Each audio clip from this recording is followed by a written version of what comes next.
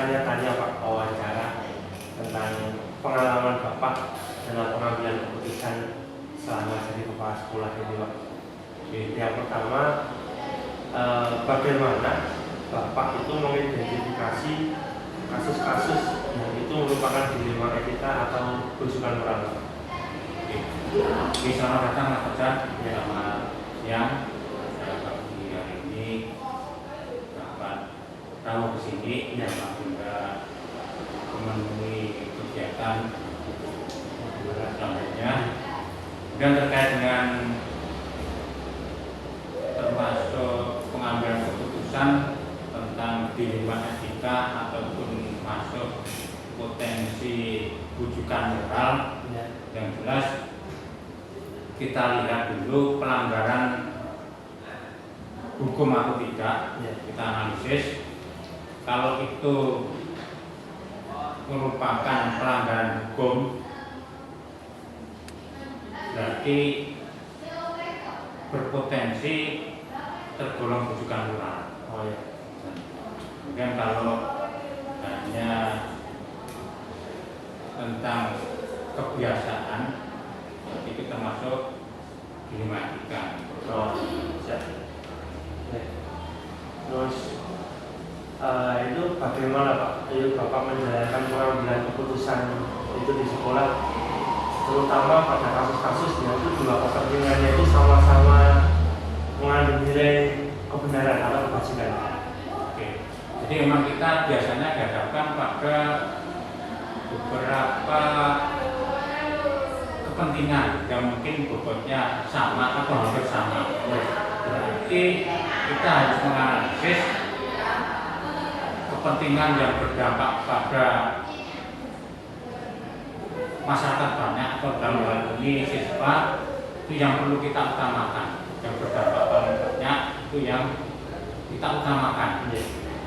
Baru ke yang lebih sedikit dampaknya. Jadi kalau bisa dikatakan dengan skala prioritas dulu ya. Iya, betul. Terus ada nggak Pak langkah-langkah atau prosedurnya itu seperti apa untuk yang selama ini dilakukan? Ya kita harus terkait dengan langkah-langkah untuk pengambilan keputusan itu, kita harus mempunyai kriteria. Jadi kita analisis dulu nilai-nilai yang ada, kemudian kita tentukan siapa saja yang terlibat, dan kita nanti mengumpulkan data atau fakta di lapangan, dan baru kita uji analisis dampaknya. Uji analisis dampaknya, baru nanti proses pengambilan keputusan. Gitu. Itu tadi yang paling efektif ya Pak ya. Jadi proses atau langkah-langkah yang selama ini efektif digunakan. Terus ada nggak tantangan menurut Bapak itu tantangannya dalam pengambilan keputusan yang berhubungan dengan dilema etika ini Pak? Tantangannya itu seperti apa menurut pengalaman Bapak selama ini? Tantangannya jadi kan memang banyak sekali berbenturan antara kepentingan yang langsung kepada siswa atau mungkin ada yang hanya berdampak pada siswa. Jadi makanya kita harus menganalisis dulu. Biasanya menganalisis itu apakah perlu kita putuskan sendiri ataupun harus melibatkan stakeholder atau unit yang lain. Jadi harus dengan kerjasama unit yang lain ya. Ya ada keterkaitannya, ada kaitannya kita harus. Terus selanjutnya Bapak, untuk penyelesaian ini Bapak, misalkan ada kasus dilema etika itu, apakah Bapak punya jadwal tertentu untuk kasus ini penyelesaiannya hari ini aja atau seketika itu diselesaikan? Kalau itu kasusnya itu menyangkut beberapa aspek atau mungkin beberapa stakeholder, jadi itu kan perlu kita musyawarahkan dengan bidang-bidang terkait. entah itu misalnya apakah sewaan atau mungkin dengan peralatan dari maka capas atau mungkin dengan apro atau ketua konsentrasi kalian atau mungkin bapak regulasi itu kan membutuhkan waktu, butuh komunikasi dan seterusnya. Tapi untuk hal-hal yang segera atau urgent yang langsung berdampak siswa, maka kita harus cepat putuskan. Nanti kalau bisa ditangguhkan, berarti kita harus komunikasikan dengan teman-teman yang lain. Oke. Jadi itu sepertinya seperti sudah menjawab pertanyaan saya selanjutnya. Jadi faktor-faktor atau orang-orang yang mempermudah Bapak dalam pengambilan keputusan itu ada nggak terkhusus orang siapa atau nopo mawon atau apa saja yang dimarahin gampang atau mempermudah dalam pengambilan keputusan? Itu semuanya kan kita serahkan pada yang ahli. Yang ahli berarti kalau itu nanti sesuai bidangnya tentang siswaan, berarti kita ambil siswa. Atau mungkin misalnya siswaan kok belum bisa memutuskan, sekolah-sekolah juga masih ragu, Anda campur tangan dengan pihak yang lain, misalnya ada psikiater atau apa, berarti kita harus mengundang ahli atau expertnya.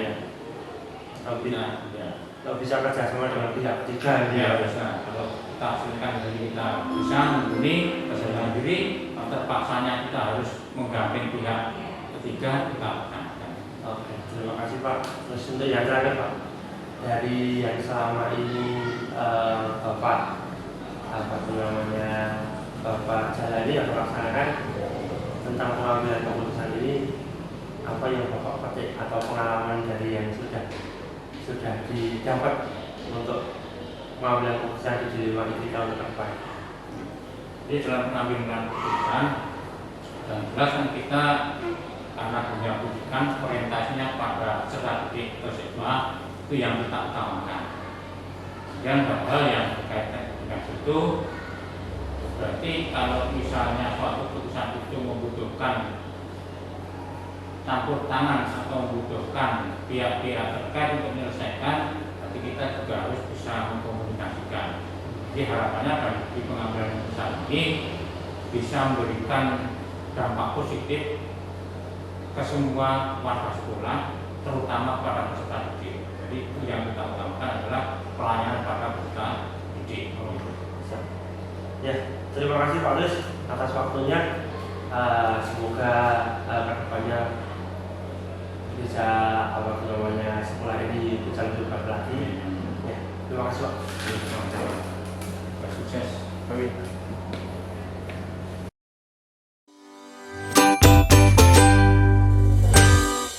Bismillahirrahmanirrahim. Assalamualaikum warahmatullahi wabarakatuh. Waalaikumsalam warahmatullahi wabarakatuh. Terima kasih Bu atas waktunya. Di sini saya mau mengadakan wawancara Ibu tentang pengambilan keputusan sesuai dengan pengalamannya Ibu sebagai kepala sekolah selama ini. Langsung saja Ibu untuk pertanyaan pertama. Selama ini bagaimana pengalamannya Ibu untuk dapat mengidentifikasi kasus-kasus yang merupakan itu dilema etika atau rujukan moral Ibu? Terima kasih Pak Fajar. Kami dalam mengidentifikasi kasus-kasus yang berkaitan dengan dilema etika Pak, atau juga moral. Itu yang saya melihat kasus tersebut itu, kasus dilema itu kan begini Pak, itu antara benar dan benar ya Pak. Kemudian di mana terjadi suatu apa ya Pak, namanya harus memilih dan memilah mana yang benar dan mana yang salah, sedangkan ada sesuatu yang mestinya bertentangan dengan hati kita.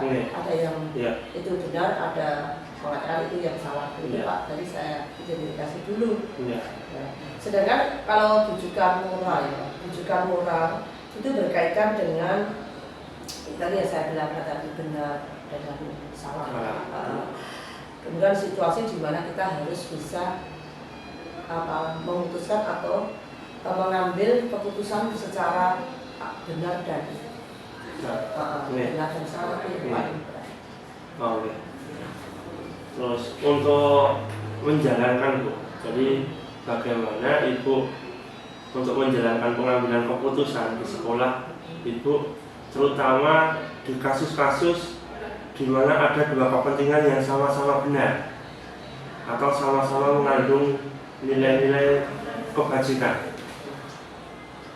Pak, yang untuk sekali lagi Pak, untuk kasus di lingkungan itu dan kami sebagai kepala sekolah itu harus yang pertama ya Pak, itu mengumpulkan fakta-fakta. Kemudian fakta-fakta itu diantaranya apa, siapa yang terlibat dalam kasus itu, kemudian menganalisa benar tidaknya, kemudian membuat alternatif salah satu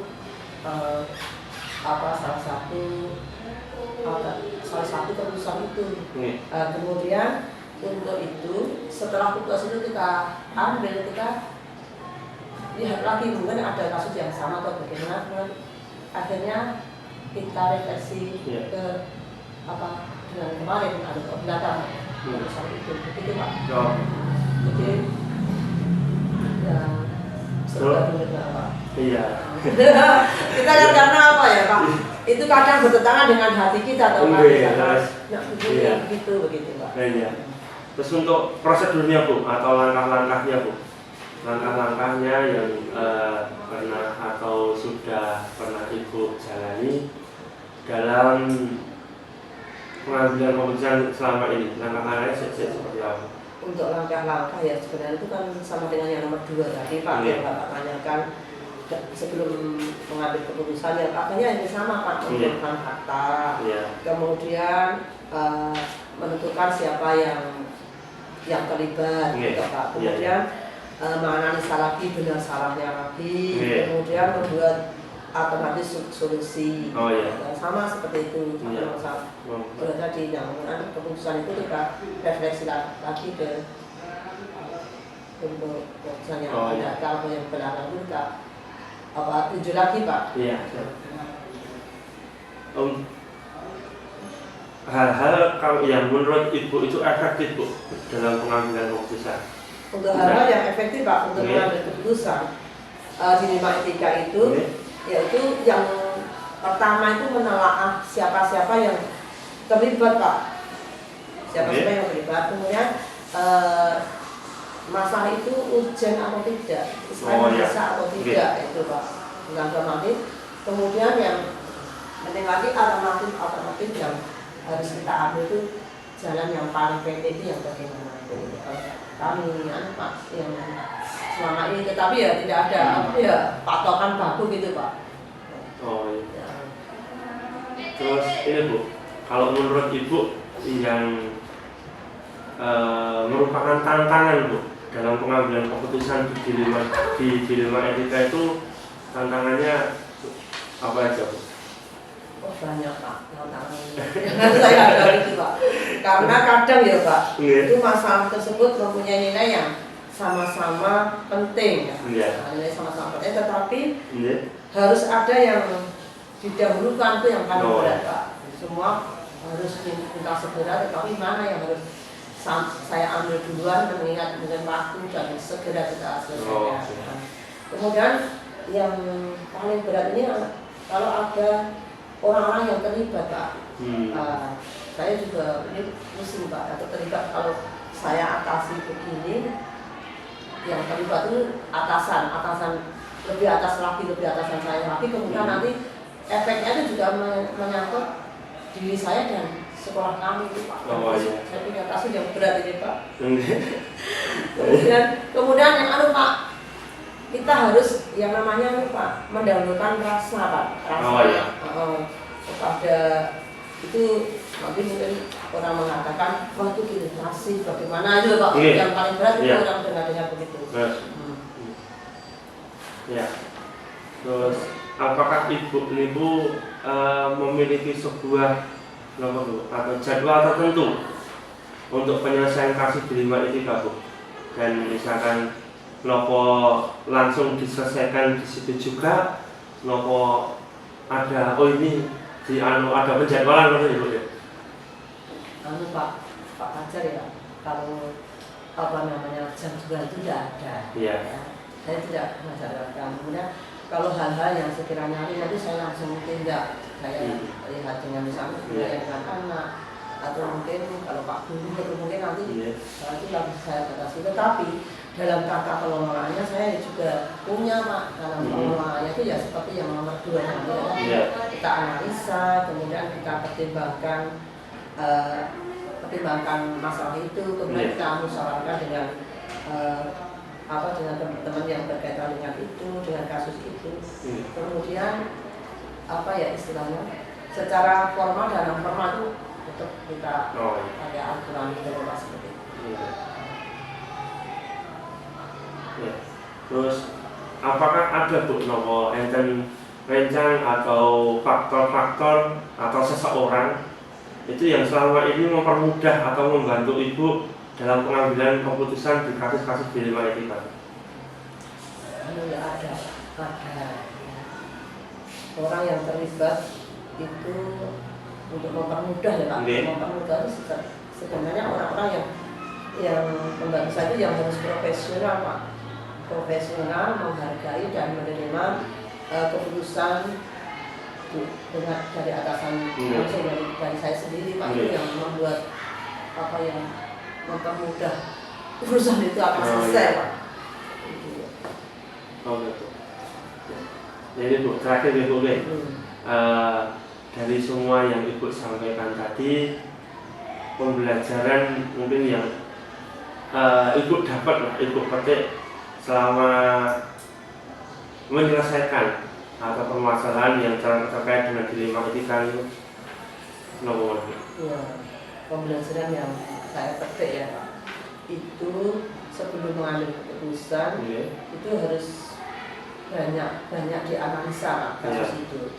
Kemudian juga harus dipertimbangkan Pak. Kemudian setiap keputusan yang diambil itu mesti ada pihak yang istilah diuntungkan ya Pak dan dirugikan. Kemudian semua yang terlibat dalam pengambilan keputusan itu yang jelas harus siap menerima, menghormati dan harus juga melaksanakan keputusan yang saya terapkan. Tapi itu juga Pak, pembelajaran yang saya terima, tetapi itu juga sulit untuk sulit diterapkan. Jadi mungkin memang kepala sekolah ini serba bingung Pak. Dilema etika, dilema moral. Sebenarnya itu sudah banyak kita lakukan sejak dulu ya Pak. Hal cuma kita tidak tahu itu namanya dilema. Etika moral tadi. Seperti itu Pak. Soalnya itu sudah biasa kita hadapi. Tapi ternyata namanya dilema etika, ternyata namanya bujukan moral.